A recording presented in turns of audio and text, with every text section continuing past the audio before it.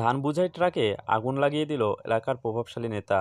নেতার গাড়ির সাথে ধান বোঝাই ট্রাকের ঘষা লাগলে নেতা রেগে ট্রাক ভর্তি ধানেই আগুন ধরিয়ে দেয়। এতে করে দাউ দাউ করে জ্বলতে থাকে ট্রাক ভর্তি ধান।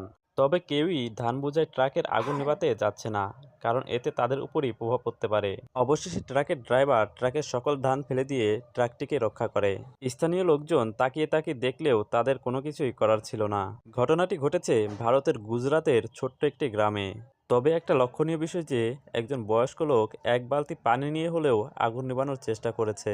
এতে করে আগুন নিভুক আর না নিভুক তার চেষ্টাটাই অনেক। ধন্যবাদ জানাই এমন ব্যক্তিকে। ধান বোঝাই ট্রাকে আগুন লাগিয়ে দিল এলাকার প্রভাবশালী নেতা। নেতার গাড়ির সাথে ধান বোঝাই ট্রাকের ঘষা লাগলে নেতা রেগে ট্রাক ভর্তি ধানেই আগুন ধরিয়ে দেয়। এতে করে দাউ দাউ করে জ্বলতে থাকে ট্রাক ভর্তি ধান।